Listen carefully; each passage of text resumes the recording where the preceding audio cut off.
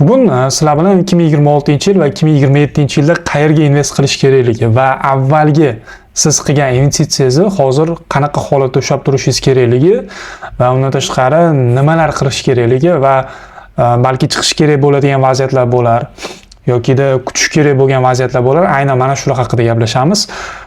YouTube'da men juda ham ko'p video roliklarni ko'rdim. Aynan bu mavzu bo'yicha, ya'ni o'zimda tushuncha bo'lish uchun bu narsalarni ko'rib chiqdim.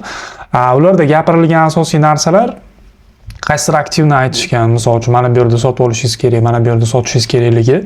Lekin asosiy mavzu bizda hozir minusda o'tirib qanaqa qilib plyusga chiqish. Aynan mana shu mavzu haqida gaplashaylik bugun. Ya'ni hozir siz deylik mana Bitcoin sotib olgansiz yilni boshida yoki kimdir tilla sotib olgan. O'sha yilni boshida rosa tilla vasvasasi bo'ldi. Hamma bozorga kirib keldi, keyin birdaniga oqib ketdi. Mana tilla ham adashmasam bir 35%, 40% atrofida minusda turibdi aynan hozirgi o'sha maksimum darajasidan. Shuning uchun bugun asosiy fokusda bo'ladigan mavzu bu sizni hozirgi minusingizni qanaqa qilib plyusga chiqarishimiz mumkin. Shular haqida gaplashamiz va videoni oxirigacha ko'rsangiz sizga juda ham foydali bo'ladi. Siz bilan bugun aynan mana shu mavzularni qisman prognoz qilishimiz mumkin. Ya'ni men berayotgan ma'lumotlar 100% ishlaydi degan narsa yo'q. Va bu bo'lishi mumkin shu dunyodagi birinchi o'rinda turadigan bankni qanaqadir xodimi bo'lishi mumkin yoki hedge fondda 20 yil, 30 yildan beri trade qiladigan trader bo'lishi mumkin. Uni prognozi faqatgina qanaqadir tahlil sifatida qabul qilinadi. 100% ishlaydi degan narsa yo'q. Ya'ni bu hayotda masalan ertaga nima bo'lishini bilmaymiz. Shuning uchun biz qiladigan ishimiz faqatgina hozirgi bo'layotgan jarayonlar va tarixda bo'lgan jarayonlarni moslashtirib qanaqadir bir o'zimizni prognozlarimizni, ya'ni o'zimizni fikrlarimizni aytish. Bugun ham xuddi shunaqa mavzuda gaplashamiz. Ya'ni o'zim qanaqa yo'l tutaman, o'zim qanaqa portfolio qilaman va bundan buyog'iga qanaqa nimalarga invest kiritaman, shular haqida gaplashamiz. Xo'p, video davomida 4 ta asosiy yo'nalishni ko'rib chiqamiz. Birinchi o'rinda kriptovalyutalar, ko'chmas mulk, oltin va aksiyalarni ko'rib chiqamiz va ularni qaysi birlariga invest kiritsak bizga foydaliroq. Agarda siz qaysidir birini ushlab turadigan bo'lsangiz, sizga ko'proq foydali bo'ladi yoki ko'proq minus bo'ladi. Shular haqida gaplashamiz. Va oxirida ko'pchilik e'tibordan chetda qolgan, lekin kelajak uchun juda muhim bo'lgan 5-yo'nalish haqida gaplashamiz. Ya'ni kuchli texnik qurilma yaratish. Agarda siz onlayn qanaqadir daromadlar olayotgan bo'lsangiz, misol uchun videograf bo'lishingiz mumkin yoki trader bo'lishingiz mumkin yoki yana qo'shimcha misol uchun freelancer ishlar bilan shug'ullanishingiz mumkin. Ya'ni shu yoki shunga endi qiziqayotgan bo'lishingiz mumkin. Ko'pchilik mana shu boshlayotganda birinchi qiladigan xatosi noto'g'ri qurilma olib qo'yadi. Ya'ni arzonga olib qo'yishadi yoki qimmatga bo'ladigan bo'lsa ham misol uchun noto'g'ri qurilma olib qo'yishadi, keyin misol uchun ish jarayonlarida qiyin bo'ladi. Aynan mana shu haqida ham gaplashamiz. Ya'ni sizni qurilmangiz bu sizni kelajakka o'sha sizni kasbingizni yurishiga qanaqadir investitsiya bo'ladi. Shuning uchun bu mavzuni ham alohida gaplashamiz. Xo'p, 2026-yilga kelib global iqtisodiyotda bir necha muhim tendensiyalar kuzatilyapti. Misol uchun aytadigan bo'lsak, makro iqtisodiy manzaralar, misol uchun AQSh dollari zaiflashib kelyapti. Ancha vaqtdan beri buni kuzatib kelayotgan bo'lsanglar, 2025-yil dollar uchun oxirgi 10 yillikning eng yomon holatiga kelganini ko'rishimiz mumkin. Foiz stavkalari shu bilan birgalikda. Foiz stavkalari hali ham nisbatan, misol uchun, yuqori darajada deb aytsak bo'ladi. Chunki mana oxirgi foiz stavkalarini biz ko'rdik. Oxirgi marta deyarli 3 martami, 4 marta shunchaki o'zgartirishsiz qoldirilyapti. Bunga asosiy sabab nimada? Hozir inflyatsiyani juda ham yuqoriligi. Ya'ni bu 3-sabab sifatida bo'ladi. Inflyatsiya hali ham misol uchun yuqoriroq, ya'ni bu narsani yopishqoq deyshadi. Ya'ni ozgina foiz stavkasi tushiriladigan bo'lsa, inflyatsiya darrov ko'tarilib ketyapti. Shu hisobiga AQSh markaziy banki o'zini misol uchun pozitsiyasi qanaqa bo'lyapti? Yumshoqroq siyosat yuritish. Ya'ni har doim foiz stavkasini o'zgartirmasdan ozgina misol uchun bunga odamlarni tayyorlab olib kelishmoqchi. Foiz stavkalari shu hisobiga 4 oydan beri hali o'zgarishga ega bo'lgani yo'q. Shu bilan birgalikda sun'iy intellekt va energetika sektorlari sezilarli darajada hozir o'sish kuzatilyapti. Bunga asosiy sabab bu sun'iy intellektlarning yana ham rivojlanib ketishi va bu bilan birgalikda energetika sohasidagi ma'lum bir kamchiliklar va odamlarning misol uchun iste'mol darajasi oshganligi sababli energetikada juda ham ko'p misol uchun tortishuvlar bo'lyapti va aynan hozirgi AQSh bilan Eron va Isroil o'rtasida bo'layotgan urush ham aynan mana shu energetika bilan bog'liq bo'lganligi sababli sezayotgan bo'lsanglar, neftning narxi qisman ko'tarilganligi hisobiga qolgan aktivlar narxi keskin tushib ketyapti. Ko'pchilik o'ylagan, aynan mana shu narsada bitta narsani aytib o'tib ketay. Urush boshlansa tillar narxi ko'tariladi deb o'ylashdi. Ya'ni yilning boshida ham xuddi shunaqa bo'ldi. Ya'ni chalg'itish bo'ldi desak ham bo'ladi. Ya'ni urush boshlandi, srazu yilning boshidan nima deyishdi?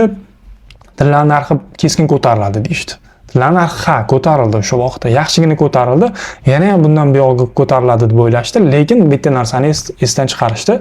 Ya'ni aynan bu urushda asosiy pigment sifatida qaraladigan narsa bu tilla emas edi. Asosiy pigment sifatida qaraladigan narsa bu neft edi. Ya'ni energetika edi. Chunki AQSh va Eron, Isroil o'rtasidagi asosiy talash holatda bo'layotgan narsa bu neftni o'sha Ormuz bo'g'ozidan o'tish yo'lini misol uchun egallash. Ya'ni AQSh aynan mana shu Ormuz bo'g'oziga egadorlik hissini xohladi. Va Eron mana shu kungacha misol uchun u Ormuz bo'g'ozini hozirda topshirib qo'yayotgani yo'q yoki urushni to'xtatayotgani yo'q, ya'ni davom etib kelyapti. Va shuni hisobiga neftning narxi qisman misol uchun ko'tarilgandan keyin qolgan aktivlar narxiga juda ham jiddiy ta'sir ko'rsatyapti. Xo'p, endi keyingi mavzuga o'tamiz. Kriptovalyuta misol uchun tushish qachon tugaydi degan savol ham juda ham ko'p kelyapti. O'zi umuman kriptovalyutada biz juda ham ko'p to'xtalamiz. Ya'ni kriptovalyuta mavzusida men juda ham ko'p analiz berib boraman. Bitcoin holati, tahlillari haqida mana shu yuqorida video ham chiqadi. Mana shu yerda misol uchun tahlillarimni ko'rib chiqsangiz bo'ladi va undan tashqari bizni Telegram kanallarimiz bor. Pastda link qoldiraman. Shu Telegram kanallarimizga o'tib, bu yerda bizni kunlik qanaqadir live trade'lar deymizmi, tahlillarimiz deymizmi, shu yerda bemalol foydalanishingiz mumkin. Xo'p, 2025-yil oktyabr oyida Bitcoin tarixiy cho'qqisiga yetdi. Bu $126,000 atrofiga, $127,000 atrofida desak ham bo'ladi. Shundan keyin bozorda kuchli tushish boshlandi. Ya'ni AQSh va Xitoy savdo tariflari hisobiga keskin misol uchun tushishni biz ko'rdik. Aynan bu 10-oktyabr kuni bo'ldi. Va shundan keyin Bitcoin aynan o'sha o'zini maksimal darajasiga qaytib kelmadi. AQSh va Xitoy savdo keskinligi, majburiy likvidatsiyalar aynan o'sha kunning o'zida, 10-oktyabr kunining o'zida 12 milliarddan oshiq likvidatsiya biz ko'rdik va kuzatdik. Bu juda ham katta likvidatsiya hisoblanadi. Ya'ni butun davrlar bo'yicha bu rekord hisoblanadi. Institutsional oqimlari sekinlashish boshladi. Ya'ni aynan institutsional fondlar Bitcoinni sotib olishga endi shoshilishmayapti. Ya'ni chunki nimaga? Bundan buyog'iga urush va undan tashqari tariflar va Bitcoin narxi etak misol uchun qimmat bo'lgandan keyin ular sotib olishni xohlashmaydi. Va shu bilan birgalikda mana hozir biz Bitcoinning narxini 45% dan 52% gacha misol uchun pasayganini ko'rdik. Ya'ni maksimal darajada, ya'ni o'sha 10-oktyabrdan toki shu vaqtgacha $58,600 gacha biz tushganini ko'rdik. Bu juda ham jiddiy narx hisoblanadi. Shu bilan birgalikda endi bozorning umidlari nima? Ya'ni institutsionallar misol uchun qachon o'zi bozorga kirib kelishadi va nima hisobiga misol uchun kriptovalyutalarni sotib olish mumkin? Shular haqida gaplashamiz. Bu endi misol uchun qanchalik davom etishi. Bitcoin 4 marta yirik qulashni boshdan kechirgan. 2011-yilda, 2013-yilda va 2017-yil va 2021-yillarda kuchli misol uchun tushishlarni biz ko'rganmiz. Har safar avvalgi rekord narxni qayta tiklash uchun 20 dan 37 oygacha vaqt ketgan. Ya'ni siz o'tgan bo'lsangiz, biz deyarli yarmiga keldik desak ham bo'ladi. Ya'ni narx bitta tushgandan keyin, ya'ni o'zini tubiga yetgandan keyin tiklanish uchun 20 oydan 37 oygacha misol uchun biz faqatgina tushish trendida bo'lganmiz. Va ko'pincha tahlilchilar 2026-yilning ikkinchi yarmida yoki 2027-yilni boshlaridan Bitcoinni yana qayta tiklanish, ya'ni yuqoriga ko'tarilish, bu narsani akkumulyatsiya deyshadi. Yuqoriga ko'tarish boshlanishini prognoz qilishyapti. Endi buni qanchalik to'g'ri yoki noto'g'riligini hozir sizlar bilan ko'rib chiqamiz alohida tahlillarda. Ba'zi institutsional investorlar, masalan JP Morgan, BlackRock yoki Standard Chartered degan institutsional fondlar bor. Oxirgacha Bitcoin narxi $130,000 va $200,000 gacha qaytishini kutishyapti. Albatta bu sal bo'lsa ham realga yaqinroq bo'lishi mumkin. Chunki nimaga? Bitcoinning halving nisbati bor. Ya'ni misol uchun har 4 yilda Bitcoin qazib olish qiyinligi teng yarmiga bo'ladi. Shuning hisobiga biz yana 2027 va 2029-yillarda o'sish trendini kuzatishimiz mumkin deyishyapti Bitcoinda. Endi bu ham taxmin o'zi umuman olganda. Lekin tarixiy misol uchun tushishlarni va ko'tarilishlarni kuzatadigan bo'lsak, bu to'g'ri bo'lishi mumkin. Xulosa qilib aytadigan bo'lsak, kripto bozor tarixan doim tiklangan va tiklanishi juda ham tez bo'lgan. Chem aksiya bozoriga nisbatan kripto bozorda o'zgaruvchanlik doim yuqori bo'lgan va invest kiritish uchun albatta kripto bozor ham juda ham optimal variant hisoblanadi. Lekin unda ham to'g'ri aktivni tanlab bilishingiz kerak. Endi tanlamoqchi bo'lsangiz, shu bizni ijtimoiy tarmoqlarimizni kuzatib boring. Sizga alohida qaysi aktivlarni sotib olishingiz kerakligi va qaysilarni sotib olmasligingiz kerakligi haqida alohida rolik qilamiz. Keyingisi, endi bizda 3-instrument bu ya'ni kripto portfelni misol uchun qanaqa strategiya qilib o'zi yig'ish kerak. Ya'ni kriptovalyuta siz sotib olmoqchisiz, o'zi qanaqa qilib misol uchun yig'ish kerak portfelni. Ko'pchilik mana shu yerda o'zi qotib qoladi. Ya'ni bor puliga qaysidir kriptovalyutani sotib olishadi yoki bor puliga faqatgina Bitcoin yoki qo'shimcha narsalarni sotib olishadi yoki scam tokenlarni sotib olishadi. Aynan mana shu yerda juda ham katta xato qilishadi. Keling, mana shu. Ya'ni shaxsan o'zim misol uchun agar portfolio yig'adigan bo'lsam, qanaqa qilib portfolio yig'ishim mumkin va bu nima uchun deyarli 7 yildan beri kriptovalyuta bilan shug'ullanayotgan bo'lsam, har yili bu foydali bo'lib keladi. Shular haqida gaplashamiz. Xo'p, Bitcoin sizda deylik $10,000 bor yoki $1,000 bor deylik. Qancha pulingiz bo'lsa ham, misol uchun foizlarga ajratib chiqamiz. Umumiy portfelingizni 50% ga albatta Bitcoin sotib olishingiz kerak. Bu nima uchun Bitcoinni 50% ga sotib olishingiz kerak? Chunki bu xavflarni boshqarish maqsadida qilinadi. Ya'ni sizni kriptovalyutalaringiz misol uchun tushib ketadigan bo'lsa ham, lekin Bitcoinni tushib ketish nisbati, ya'ni foizi pastroq bo'ladi va tiklanishi tezroq bo'ladi. Shuning hisobiga birinchi o'rinda 50% depozitingizga, deylik, sizda $10,000 bo'ladigan bo'lsa, shundan $5,000 ga Bitcoin sotib olishingiz kerak. Shunda sotib olganingizda sizda xavf darajasini biroz bo'lsa ham, misol uchun yaxshilagan bo'lasiz. Xo'p, endi keyingisi o'sha 50%. Endi sizda 50% qoldi. 50% ni endi 3 ga bo'lib turib kirasiz. 3 ga bo'lib turib, deylik, $5,000 qoldi. Mana shu $5,000 3 ga bo'lib turib kirasiz. Xohlasangiz Ethereumni o'sha 50,000, ya'ni $5,000 ni 50% ga sotib oling. Ya'ni Ethereumni misol uchun darajasi yuqoriroq. Men qanaqa qilgan bo'lardim? Bitcoinni 50% ga sotib olib, Ethereumni o'sha qolgan depozitni 30% ga sotib olardim-da. Qolgan misol uchun 10% qilib bo'lib, qo'shimcha misol uchun sun'iy intellekt loyihalariga yoki misol uchun layer 1 loyihalariga kiritgan bo'lardim. Lekin asosiy mani fokusim, sezayotgan bo'lsanglar, Bitcoin bilan Ethereumda bo'ladi. Chunki nimaga? Aynan mana shu yerda misol uchun Bitcoin bilan Ethereum juda ham sekin o'zgarishga ega. Men misol uchun invest kiritadigan bo'lsam, buncha vaqt kuta olmayman deyshadi, lekin baribir siz boshqa aktivni sotib olganingiz bilan uni narxi ko'tarilishiga ham shuncha vaqt sarflanadi va kerak bo'lsa siz Bitcoinni o'sishidan-da ko'ra juda ham past natija ko'rsatishingiz mumkin. Ya'ni u aktiv Bitcoin ko'tarilsa ham u aktivning narxi qimmatlashmasligi mumkin. Misol uchun biz ko'rib turibmiz, Bitcoin $58,000 dan qancha $72,000 gacha ko'tarildi. Lekin juda ham deyarli 95% aktivlar unaqa o'sish ko'rsatmadi. Bitcoinning o'zi aynan o'sha narxdan mana bu narxgacha o'rtacha hisobda 25% dan oshiqroq daromad berdi-da. Bu endi qisqa vaqt ichida, adashmasam 2 oymi yoki 3 oy vaqt ichida. Qolgan aktivlar bunaqa reaksiya bermasligi mumkin. Birdaniga ko'tarilib tushib ketishi mumkin. Ya'ni spekulativ deyshadi bu narsani. Birdaniga ko'tarilib yovib ketadi. O'sha vaqtda siz na foyda olasiz, na foydalana olasiz, shunchaki minusda o'tiraverasiz yoki nolga tushib qoladi.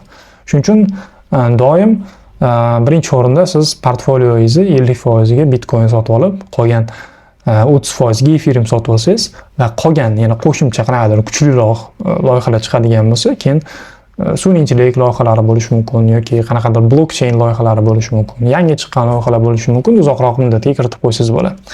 Va shu bilan birgalikda risk management degan narsa bor. Albatta portfolioda ham siz risk management hisobga olishingiz kerak. Kripto aktivlarda umumiy portfelni 10% 15% dan oshmasligi kerak. Ya'ni sezayotgan bo'lsanglar, qolgan kriptovalyutalar umumiy portfelni 10%, 15% oshmasligi kerak. Ya'ni altcoinlar. Ya'ni siz yangi kiritayotgan, misol uchun, kriptovalyutalar. Asosiy fakt shu yerda. Ya'ni bu narsani hamma teskari qiladi. Bitcoinni boriga 10%, 15% ga sotib olishadi. Ya'ni umumiy portfeldan 50% kerak bo'lsa 90% ga qanaqadir bir scam tokenni sotib olishadi. Va qarabsizki, uni narxi keyin minus 50%, 60% ga tushgandan keyin sotmasdan o'sha ancha vaqt kutishga majbur bo'lishadi. Keyin u token scam bo'lib ketgandan keyin o'sha o'ylanish nima bo'ladi. Kripto men uchun emas ekan, invest men uchun emas ekan deyshadi. Aslida bu yerda portfolio xato bo'lgan hisobiga shunaqa kutilmalar bo'ladi. Hop, davom etamiz. Xullas, kripto bo'yicha mana shu kutilmalar, ya'ni holatlar ishlab chiqiladi. Hop, endi keyingi aktiv bevosita hammasidan-da eng zo'r va stabil ko'rinishga ega bo'lgan va bu tarixiy nisbatdan juda ham passiv daromad hisoblanadi. Bu ko'chmas mulk. Bu barqaror aktiv hisobida bo'ladi. Deylik, siz mana Bitcoin oktyabr oyidan beri to'xtamasdan mana tushib kelyapti. Biz ko'rdik, misol uchun Bitcoinni $58,000 gacha tushganini ko'rdik, $126,000 dan. Endi aynan mana shunaqa vaqtida biz o'zi pulimizni shunchaki ushlab turamizmi yoki altcoinlarda savdo qilamizmi yoki tilla sotib olamizmi yoki nima qilishimiz kerak degan savolga javob bu ko'chmas mulk bo'ladi. Agarda sizni ortiqcha pulingiz bor, deylik mana Bitcoinni $17,500 dan sotib olib, $126,000 dan sotdingiz. Mayli, $120,000 dan sotdingiz deylik. Sentyabr oyida. $120,000 dan sotdingiz deylik. Endi u pulingiz prosta tak turadigan bo'lsa, inflyatsiyaga uchraydi. Yillik o'rtacha hisobda 15%, 20% gacha inflyatsiyaga uchraydi. Nima qilishingiz kerak? Endi aynan mana shu vaqtda barqaror aktiv sifatida siz ko'chmas mulkka savdo prosta pulingizni qo'yib qo'ysangiz bo'ladi. Endi kimdadir misol uchun kichkinaroq summa bo'lishi mumkin. Deylik, kimdadir $10,000 dan pastroq summa bo'lishi mumkin. Unaqa summa bo'ladigan bo'lsa, endi kichkinaroq yer sotib olishingiz mumkin. Yerni ham misol uchun narxi ba'zi joylarda ko'tariladi. Va undan tashqari aynan ko'chmas mulk firmalari chiqib ketgan. Ya'ni siz shunaqangi ko'chmas mulkni quradigan firmalar bo'ladi. Ularga misol uchun topshirasiz. Ular o'sha sizni pulingizga uy qurib sotganning hisobiga o'sha uyni qanchadir miqdorini, ya'ni kvadratini sizga hisoblab beradi va u invest sifatida olasiz bo'ladi. Endi bunaqa platformalar juda ham ko'p. Hozir mana Xonsaroy degani chiqib ketdi, ya'ni Imanium degani chiqib ketdi. Ya'ni doimiy misol uchun kapital kelib turadigan joy. Ana o'sha joylarga kiritsangiz bo'ladi. Agar kichkinaroq summangiz bo'ladigan bo'lsa. Lekin agar sizni summangiz $30,000 dan yuqori bo'ladigan bo'lsa, men sizga 100% maslahat bera olamanki, bozor har doim tushayotgan vaqtda har doim ko'chmas mulkni tanlang. Chunki ko'chmas mulk hech qachon tushmaydi. Odamlar tushadi, bir nima bo'ladi, bo'ldi, uylar narxi 50% ga tushib ketadi, qulab ketadi deyishgan. Yo'q, bu hech qachon bo'lmaydi. Chunki ko'chmas mulkka talab har doim oshib boradi. Va iloji boricha shaharga yaqinroq joylardan aktiv sifatida ko'chmas mulk sotib olsangiz, uni o'sish darajasi yillik hisobda 30% dan kerak bo'lsa 80% gacha ko'tarilishi mumkin. Misol uchun shaxsan o'zim, mani bitta tanishim 2 yil oldin ham Bitcoin sotib olgan, ham bitta uy sotib olgan. Mana shu shahar markazidan, Toshkentning bulvardan sotib olgan, xullas. O'rtacha uni daromadi o'sha bulvardan sotib olgan uyi hozirda 180% ga oshgan. Tasavvur qilyapsizlarmi? 180% ga. Ya'ni deyarli 2 barobar foydada turibdi ko'chmas mulkning o'zida. Bitcoindan endi gapirmay qo'yavering. Misol uchun 2 yil avval sotib olganim endi qisman 30%, 40% daromad ko'rdi xolos. O'sha sentyabrda sotib olgan u ham. Lekin ko'chmas mulkning o'zidan 180% daromad ko'rdi. Birinchi o'rinda uni qilgan ishi nima? To'g'ri lokatsiya tanlaganligi va vaqtida kirganligi, ya'ni o'sha vaqtda misol uchun tayyor uyni olganligi, ya'ni hamma narsasi remont tayyor qilingan, shundoqlik uchun shuni sotib olgan. Ya'ni tayyor bo'lganligi uchun va shu bilan sirazu u kerak bo'lsa shu uyni sotib olgandan keyin ancha vaqt ijaradan ham daromad ko'rib turganda. Ya'ni siz ijaraga qo'yib ham, misol uchun Toshkentdagi bulvar adashmasam $2,000-3,000 dan ijaraga qo'yadi. Ya'ni oyiga bu ham passiv daromad, $2,000-3,000 misol uchun daromad. Va undan tashqari mana yaqinda 1 oy oldin sotdi. O'sha sotib olgan narxga 180% foyda bilan sotyapti. Deyarli 2 barobar foyda bilan sotyapti. Ham o'sha misol uchun arendaga berib daromad ko'ryapti. Ham undan tashqari uni misol uchun uyni narxi o'sishidan ham daromad ko'ryapti. Mana shu ko'chmas mulkni anaqalari bo'ladi, ya'ni imkoniyatlari bo'ladi. Va shuning uchun ham misol uchun katta korporatsiyalar, katta hedge fondlar va o'sha boy odamlar faqatgina ko'chmas mulkka ko'proq qiziqishadi. Va siz ham bu narsaga qiziqing, yaxshi narsa. Va shu bilan birgalikda logistika va data markazlari deyishadi va hozir bu yangi yo'nalish hisobida. Ya'ni endi bunga juda ham kattaroq summa kerak. Misol uchun logistika kompaniyalari ochadigan bo'lsangiz ham, misol uchun qanaqadir bir yetkazib berish yoki olib borish, olib kelish, xullas oddiy qilib aytganda dostavka xizmatlari, bular ham aktiv sifatida bo'lib qoldi hozirda. Chunki nimaga hozir odamlar qayergadir borgandan ko'ra uygacha olib kelib berish, kimdir olib kelib berishni afzal ko'ryapti. Misol uchun o'sha narsaga to'lashga tayyor. Siz ham mana shunaqa logistika xizmatlarini misol uchun aktiv sifatida ochishingiz mumkin. Bu как biznes sifatida bo'ladi va buning imkoniyatlari bor. Va shu bilan birgalikda data markazlar va bu endi shakllanib kelayotgan yangi yo'nalish. Data markazlar nima? Qanaqadir joyingiz bo'lishi kerak, albatta pomeshchение bo'lishi kerak. O'sha joyni arendaga olasizmi yoki ombor qilib olasizmi? Xullas, kompyuter sotib olasiz.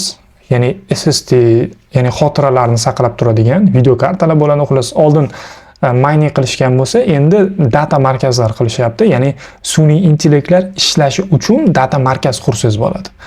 Va buni xohlasangiz uyda ham qilsangiz bo'ladi. Misol uchun ko'pchilik hozir Mac minilarni misol uchun uyga qo'yib turib, o'sha server sotib olib, sun'iy intellektlarni ishlashiga yordam berishyapti. Ya'ni bu data markazlar nima vazifani bajaradi? Sun'iy intellekt ishlayapti, Amerikada ham qayerdadir ishlaydi, lekin uni ishlashi uchun qanaqadir joy kerak bo'ladi. Joy muammo. Ya'ni u doimiy 24/7 ishlab turish uchun qanaqadir kompyuter yoniq turishi kerak. Va deylik, sizni kompyuteringiz 24/7 yoniq turadi. Va shu 24/7 yoniq turganligi hisobiga siz o'sha sun'iy intellektni o'zingizning kompyuteringizga joylab qo'yadigan bo'lsangiz, ishlagan, misol uchun deylik, shu sun'iy intellektni kimdir qanchadir podpiskasini sotib oladi. Ya'ni subscription'ni sotib oladi. Sotib oladi, mana deylik o'rtog'ingiz sotib oldi. $100 ga sotib oldi deylik. Shu $100 dan qanchadir foizi sizniki bo'ladi. Ya'ni как miningga o'xshab ketadi, Bitcoin miningga o'xshab ketadi. Ya'ni zamon hozir bu yangi chiqqan yo'nalish. Ya'ni sun'iy intellekt aynan sizni misol uchun data markazingizdan foydalanib ishlayapti va shuni hisobiga siz daromad ko'ryapsiz. Bu ham yangicha yo'nalish. Internetda qiziqib ko'rsangiz, bu ham misol uchun o'zini aktiv sifatida misol chiqarish boshladi. Va aynan mana shu narsaga men hozir qiziqib turibman. Chem hozir Bitcoin miningdan ko'ra, menimcha mana shu data markazlarida qanaqadir bir 10 ta 15 ta kompyuterlarni ishlatib qo'yib ishlagan yaxshiroq va daromadi yaxshiroq keladigan bo'lib turibdi.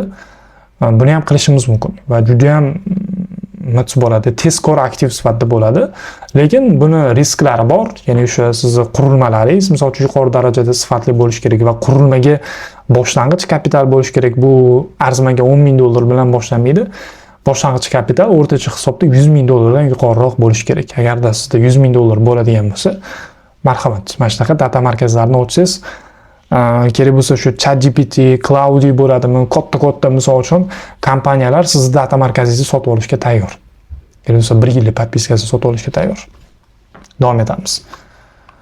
Xo'p, keyingisi bizda oltin hamma yaxshi ko'radigan va hamma juda ham ko'p savol beradigan mavzu. Oltin 2026-yil eng yorqin yulduzli aktiv bo'ldi desak ham bo'ladi. Hamma oltinga yopishgan. Yil boshida oltinning narxi rekord darajada ko'tarildi.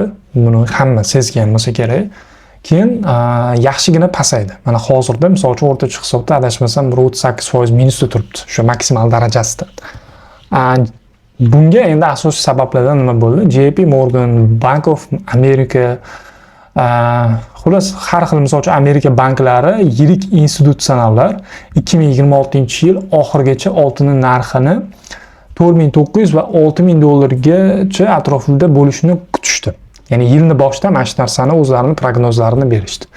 Va shuni hisobidan ham, ya'ni katta institutsionallar misol uchun sotib oldi deb hamma bozorga kirib kelish boshladi va shunaqangi holat bo'ldiki, ya'ni ko'pchilik neftni hisobga olmaganligi sababli, ya'ni urushni holatidagi neftni hisobga olmaganligi sababli neftning narxi keskin qimmatlashdi va bevosita asosiy likvid oqimi tilladan chiqib neftga kirganligi sababli, nafaqat tilladan, kripto bozordan ham chiqib, kerak bo'lsa neftga kirganligi sababli tillaning narxi deyarli bitcoinning narxi bilan bir xil harakat qiladigan bo'lib qoldi.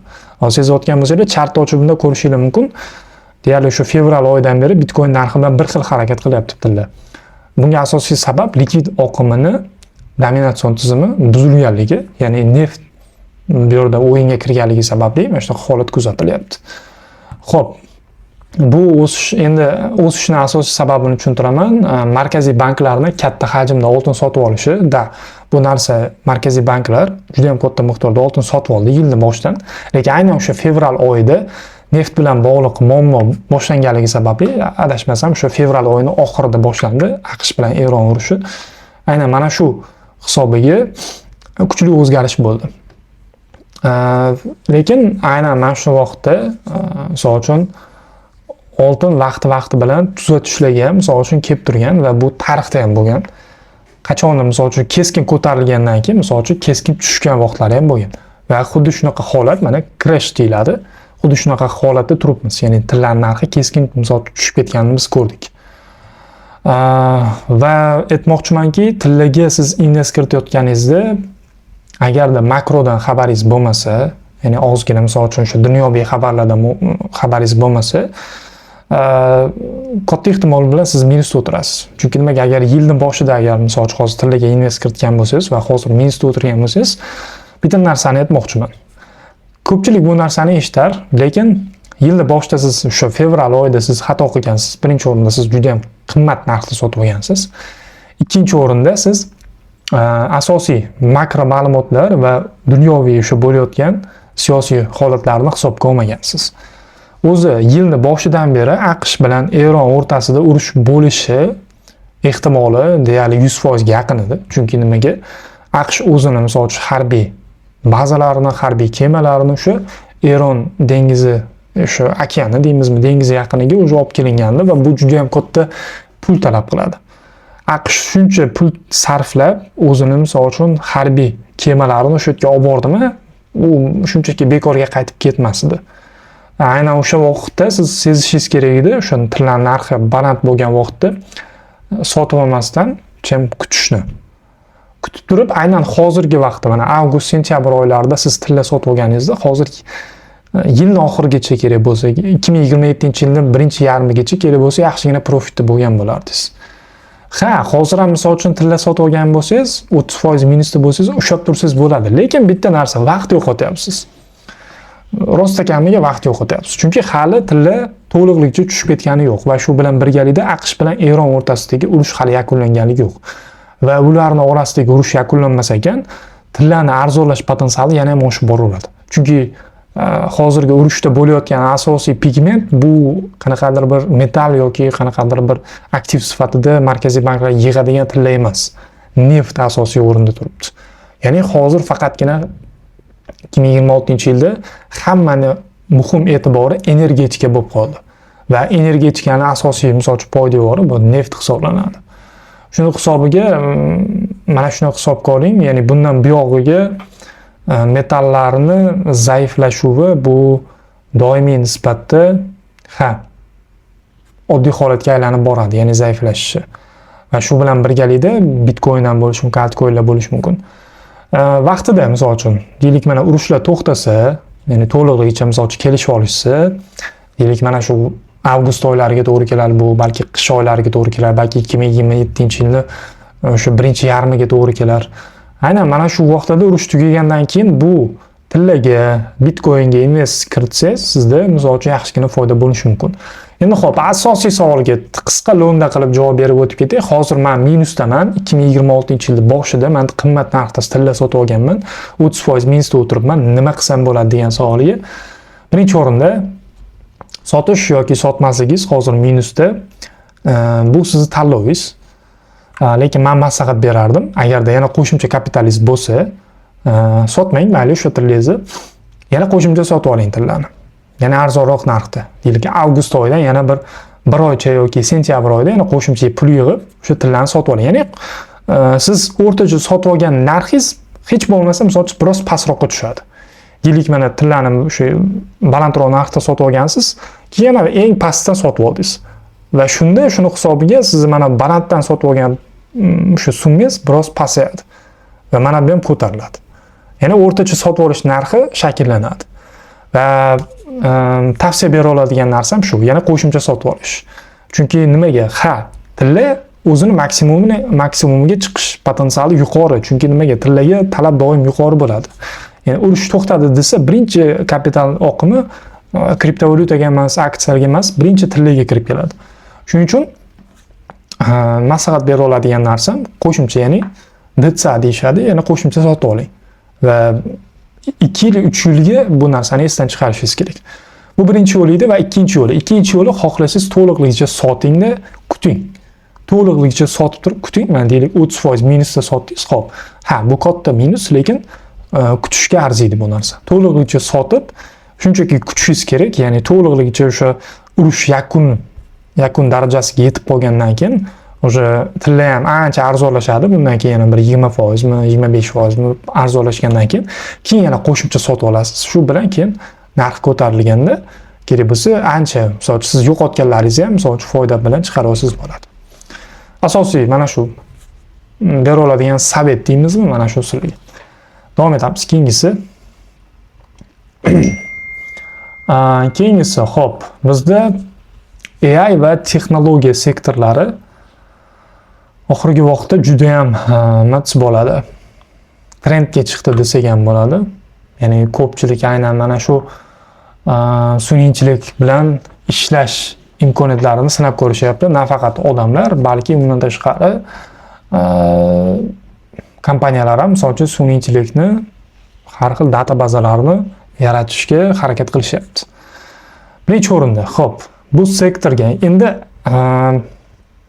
biz qaysi kompaniya aksiyasiga invest kiritishimiz mumkin va bu misol sotib olgan bo'lsam, ushlab tursam bo'ladimi degan savolga javob beraman. Ya'ni aksiyalar bo'limiga o'tamiz. Xo'p, aksiya bozori 2026-yil hozir manzarasi juda ham aralash desak ham bo'ladi. Bunda misol uchun AI, sun'iy intellektlar misol uchun, ya'ni hardware, ya'ni yarim o'tkazgichlar, shu chiplar chiqaradigan kompaniya aksiyalari misol uchun ko'tarilyapti. Nvidia deymizmi misol uchun, Micron Technology deymizmi, xullas juda ham katta misol uchun chip ishlab chiqaradigan kompaniyalarning aksiyalari keskin ko'tarilyapti. Xo'p, endi ikkinchi o'rinda bu cloud platformalar, ya'ni katta ma'lumotlarni, ya'ni AI modellarini misol uchun saqlab turadigan shu yuqorida aytganimdek data markazlar. Aynan mana shunaqa kompaniyalarni aksiyalari misol uchun keskin ko'tarilganini ko'rdik. Va shu bilan birgalikda yashil energetika, ya'ni energiya resurslari oshgan sari va bunga asosiy sabab nima bo'ldi? Mana shu AQSh bilan Eron o'rtasiga yana to'xtalamiz. Shu o'rtasidagi asosiy misol uchun neft bilan bog'liq muammo bo'lganligi sababli yashil energetika sektoridagi misol uchun aksiyalar narxi keskin ko'tarildi. Ehtiyojni ham misol uchun oshishiga bu sabab bo'ldi. Misol uchun Yevropada ko'radigan bo'lsak, benzin narxlarining oshib borishi, boshqa xullas mana shu kompaniya aksiyalari keskin ko'tarilishiga sabab bo'ldi. Xo'p, endi bu yerda misol uchun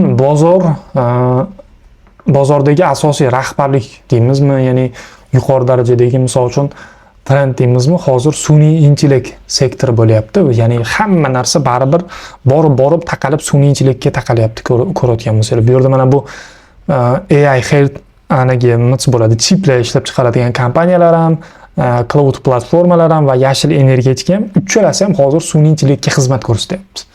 Avvallari bu kompaniyalar misol uchun odamlarga xizmat ko'rsatgan bo'lsa, endi sun'iy intellektga xizmat ko'rsatyapti. Endi sun'iy intellekt odamlarga xizmat ko'rsatyapti. Ya'ni endi bu boshqa bosqichga chiqyapti. Endi bunaqa vaqtda biz kompaniya aksiyalariga invest kiritayotgan vaqtimizda juda ham kuchli tahlil qilib, keyin invest kiritishimiz kerak. Chunki noto'g'ri misol uchun invest kiritadigan bo'lsangiz ham keyinchalik ancha vaqt minusda o'tirishingiz kerak bo'ladi.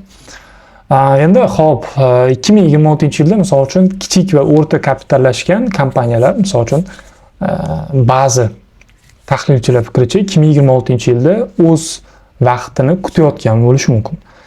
Va misol uchun ba'zi bir sektorlar bor, misol uchun xizmat ko'rsatish sektorlari bor. Misol uchun qanaqa ishlab chiqarish sektorlari, misol uchun yoki natural produkt sektorlari.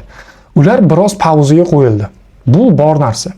Chunki nimaga? Hozir asosiy odamlar faqatgina mana shu informatsion tizimga ko'proq misol uchun e'tibor qaratganligi sababli misol uchun bularni sektori biroz pasaganini biz ko'rdik yoki pauzada ushlab turishibdi. Juda unaqa pasayib ham ketmadi, lekin pauzada ushlab turganini ko'ryapmiz. Lekin foiz stavkalari misol uchun keskin barqarorlashsa yoki pasaytiriladigan bo'lsa, aynan mana shu sektordagilar birinchilardan bo'lib ko'tarilishi mumkin. Endi bu sektordagi bitta qaysi kompaniya aksiyalarini sotib olish kerakligini men hozir sizlarga tushuntirib bera olmayman. Obuna bo'lib, mana shu Telegram kanallarimizni kuzatib tursangiz, alohida men qaysi aksiyalarni sotib olish kerakligi, qaysilarini sotib olish kerak emasligi haqida alohida gapiraman va pastda link bo'ladi. Shu link orqali Telegram kanalimizga o'tib oling. Va shu bilan birgalikda texnologiya va moliya va energetika sektorlari eng yaxshi bo'lib turibdi. Mana yuqorida aytganimdek, iste'mol tovarlari va sog'liqni saqlash sektorlari esa nisbatan misol uchun bundan buyog'iga zaiflashib boryapti. Va bunga asosiy sabab shu dunyoviy hodisalar, dunyoviy misol uchun urushlar bo'lishi mumkin yoki mana bu sun'iychilikning asosiy darajaga chiqishi bo'lishi mumkin va bu haqida gapirdim. Va shunga mos ravishda portfolio yig'ishingiz kerak bo'ladi. Xo'p do'stlar, kelinglar endi mana shu 4 ta pigmentni o'zi aktiv deymizmi, misol uchun investitsiya deymizmi? Mana shu 4 tasini endi diversifikatsiya qilishni, ya'ni bularning daromadi qanchalik yuqori yoki pastligini ko'rib chiqamiz. Ya'ni bu sizni misol uchun kelajakda qilishingiz kerak bo'lgan qarorlaringizga albatta juda ham muhim ahamiyatga ega bo'lgan narsa bo'ladi. Xo'p, birinchi o'rinda 2026-yil va 2027-yillar uchun mo'ljallangan risk va daromad nisbati bo'yicha prognozlar ko'rsatkichi mana investitsiya kategoriyasi. Birinchi o'rinda kripto aktivlar haqida gapirdim. Kripto valyuta bevosita bu narsani hamma bilsa ham kerak. Kripto valyutada albatta bu juda ham yuqori riskli aktiv hisoblanadi. O'zgaruvchanligi ham yuqori, ya'ni tezroq daromadga ham chiqaradi va shu bilan bir qatorda tezroq minusga ham tiqib qo'yishi mumkin. Shuning uchun buni umumiy portfoliodan shu ko'proq bitcoin sotib olganingiz yaxshiroq. Umumiy portfoliodan bor yo'g'i 20% dan oshirmagan holatda deylik, sizda mana $100,000 bor ajratdingiz deylik. Aynan mana shu 20% oshirmagan holatda kripto aktivlarga kirishingiz kerak bo'ladi. Lekin agar 100% faqatgina kripto bilan misol uchun invest kiritmoqchi bo'laman deydigan bo'lsangiz, tayyor bo'lishingiz kerak yuqori riskli aktivlarga, ya'ni yuqori o'zgaruvchanlikka va yuqori misol uchun daromadga ham tayyor bo'lishingiz kerak bo'ladi. Agar faqat kriptoni o'zini tanlaydigan bo'lsangiz, shunaqa. Ikkinchi o'rinda turadigan bu sun'iychilik va texnologik aksiyalar o'rtacha risk hisoblanadi. Chunki nimaga? Sun'iychilik bundan buyog'iga rivojlanib boraveradi, lekin shu bilan birgalikda raqobat ustunligi bor. Ya'ni avval misol uchun mana ko'rgan bo'lsangiz, ChatGPT zo'r edi. Undan keyin mana Gemini chiqdi, Claude chiqdi, orada bir DeepSeek chiqdi. Shuning hisobiga aksiyalari juda ham keskin o'zgardi. Shuni hisobiga aytmoqchimanki, buni risk darajasi ham o'ziga yarasha, misol uchun volatilligi bor, lekin bu o'rta darajadagi risk hisoblanadi. Chunki nimaga? Sun'iychilikning o'rni baribir bozorda bo'ladi. Bundan buyog'iga talab darajasi oshib boraveradi. Agar yaxshi imkoniyatga ega bo'ladigan, misol uchun yaxshi yangilanishlarni olib boradigan kompaniya bo'ladigan bo'lsa, invest kiritib qo'ysangiz bo'laveradi bunga. Xo'p, uchinchisi eng optimal va eng juda ham haligi oltin o'rtaligi desak ham bo'ladi. Ko'chmas mulk juda ham past risk, chunki nimaga?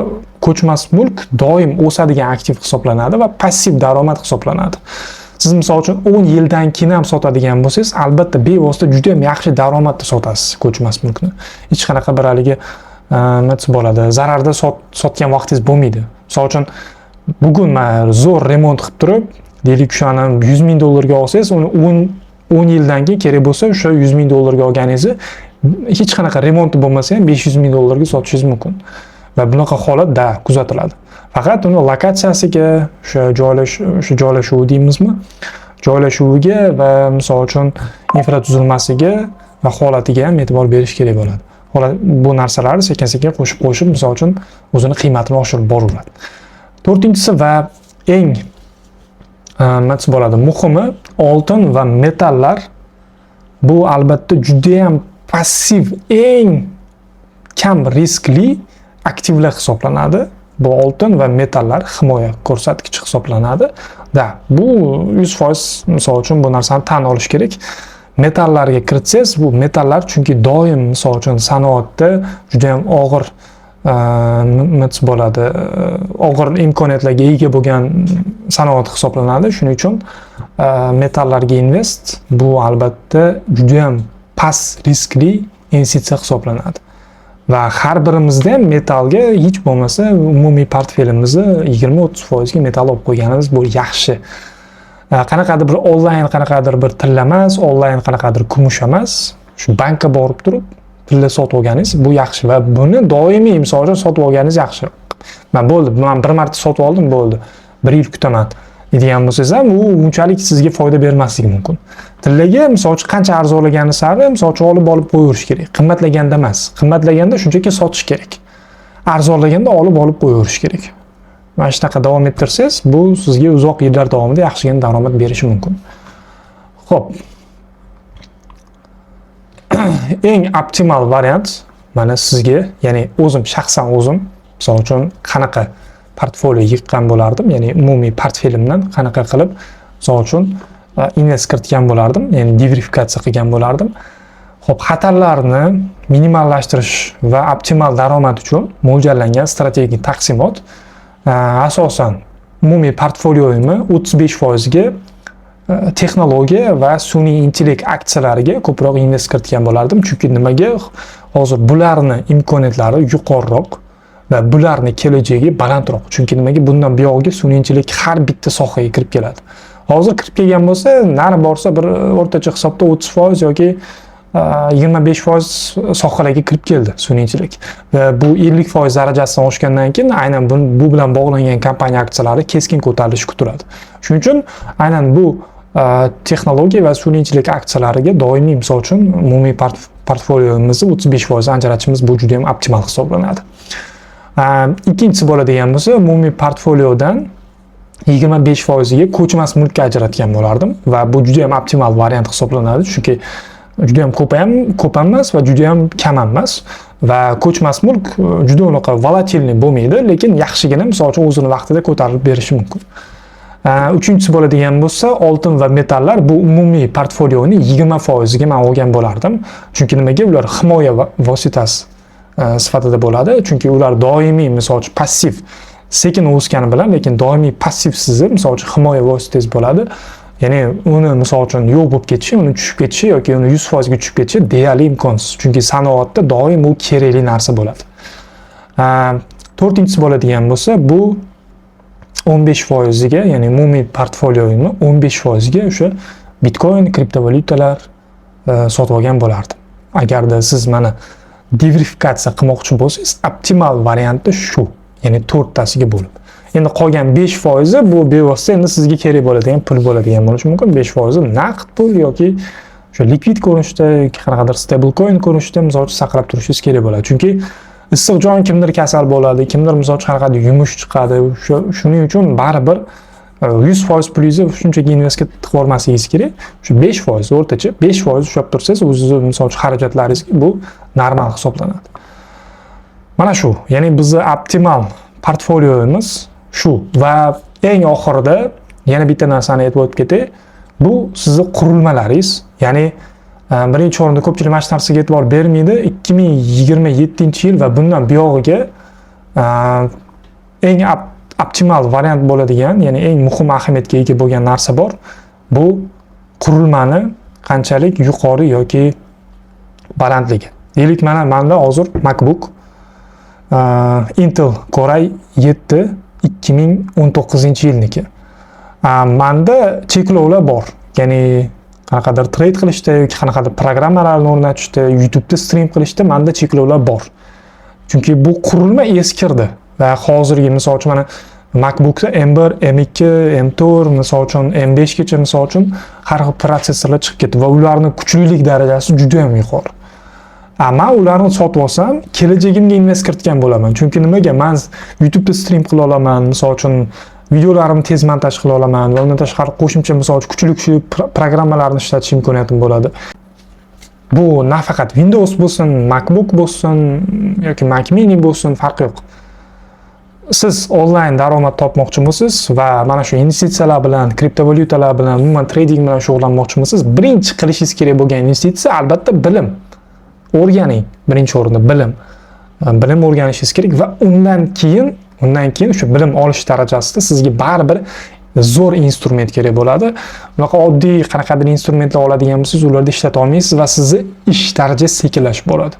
Shuning uchun birinchi investitsiyangizni mayli u Bitcoin, kriptovalyutalar yoki aksiyalarga qiziqmaydi, qurilma sotib olishga va bilim olishga sarflang. Shunda sizda 2027-yilda optimal bilim va qo'shimcha imkoniyat shakllanadi. Menda juda ham katta muammo bo'lgan narsani sizlarga aytmoqchiman. Chunki uzoq vaqt davomida men yaxshigina kompyuter ola olmaganman, chunki imkoniyatim bo'lmagan. Chunki 10 yil avval trading kirganimizda biz oddiy ofitsiant bo'lib ishlardik. Zo'r kompyuter olishga imkoniyatimiz bo'lmasdi. Shuning uchun ham men bilim olib realga ko'chirishim uchun ancha vaqt ketib qolgan. Va sizlarga taklif beradigan narsa, agar imkoniyatingiz bo'lsa, deylik mana $1000 bormi, $2000 bormi, balki kimlar $10,000 bo'lar. O'shandan eng zo'r kompyuter olishga ishlating va bu sizni mana shu yil davomidagi eng zo'r investitsiyangizdan bittasi bo'ladi.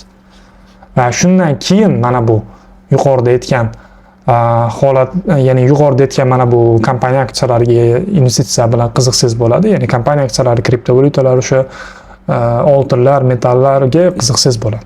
Va birinchi o'rinda shu o'zingizni fundamentingizni qilib olganingizdan keyin davom etamiz. Endi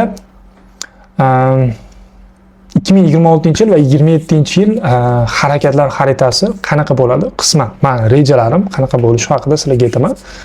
2026-yilda misol uchun deylik, mana siz umuman noldan kirib keldingiz. Birinchi o'rinda nima qilishingiz kerak? Likvid to'plash bilan shug'ullanishingiz kerak. Ya'ni mana 2026-yil biz yarmiga yetib keldik o'sha deyarli. Keyingi yarmida endi siz faqatgina jamg'arish bilan shu yilning oxirigacha faqatgina pulingizni yig'ing. Va bunaqa vaqtda bozor tuzatishda bo'ladi. Bozor tuzatishda bo'lgan vaqtda shu pozitsiyaga kirishga yoki o'zingiz o'sha qurilmalaringizga invest kiriting. Deylik, mana bilim oling, o'rganing, investitsiyani o'rganing, tradingni o'rganing, ya'ni qo'shimcha sun'iy intellektlarni o'rganing. O'zingizni misol uchun intellektual darajangizni oshirib boravering. Va mana shu 2026-yilning oxirigacha bo'lsa, mana shu bilan birgalikda o'zingiz o'sha ishingizdan topayotgan daromadingizni bir qanchadir qismiga, deylik, mana oyiga $1000 olasiz, shuni $200-300 ajrating. Alohida ajratib qo'ying, jamg'arib qo'ying. Va 2026-yil keyingi yarmida oltin, aksiyalar, kriptoga bosqichma-bosqich sekin-sekin o'tish boshlasangiz bo'ladi. Ya'ni o'sha oxirlarida. Ya'ni siz o'sha qurilmalaringizni qilib olganingizdan keyin, bilim olganingizdan keyin sekin misol uchun boshidan o'tsangiz bo'ladi. 2027-yilni endi boshidan, ya'ni birinchi yarmidan sekin bilim olganingizdan keyin portfoliyongizni xuddi mana bunaqa qilib tuzib va o'sha yig'ib qo'ygan jamg'armangizni pulingizni ham misol uchun bozorga olib kirib kelsangiz, ya'ni balansirovka deyishadi, nazorat qilib sekin-sekin yig'ib boraverasiz. Ya'ni har tushganda olib boraverasiz. Deylik, mana kriptovalyuta o'sha vaqtda $40,000 ga tushdi. Ya'ni Bitcoin narxi $40,000 ga tushdi. $40,000 da bitta sotib olasiz, keyin $39,000 ga tushganda bitta sotib olasiz, $38,000 ga tushganda bitta sotib olasiz. Xuddi shunaqa aksiyalar ham va tillar ham. Shunaqa qilib olib boraverasiz. Keyingi misol uchun 2027-yilning ikkinchi yarmida agar foydada bo'lsangiz, ya'ni olgan foydalaringiz bo'ladigan bo'lsa, foydani qanchadir miqdorini fiksatsiya qilishingiz kerak bo'ladi. Nimaga bu? Ya'ni foydani 2-3 yil kutilmaydimi degan savol. Chunki siz birinchi kirib kelyapsiz bu sohaga. Albatta sizda qanchadir 30% mi, 40% mi, misol uchun o'rtacha 6 oyda, 7 oyda daromad bo'lgandan keyin bevosita bozor ko'tariladimi, tushadimi, o'sha vaqtda fiks qilishingiz kerak, ya'ni sotishingiz kerak. Chunki nimaga? Siz yilni boshidan, ya'ni 2026-yilning oxiridan, 2027-yil boshidan o'zingiz bilimingizga investitsiya qilgansiz, qurilma olgansiz, to'g'rimi? O'zingizga qanchadir rasxod qilgansiz. Mana shularni qoplash hisobida siz endi foydangizdan mana shularning o'rnini qoplashingiz kerak. Va qoplab turib u pullarni chiqarasiz. Yana misol uchun o'zingizga kerak bo'lgan bir ikkita yana imkoniyatlaringizni kuchaytirasizmi, yana qo'shimcha bilim olasizmi? Buni oshirib boravering.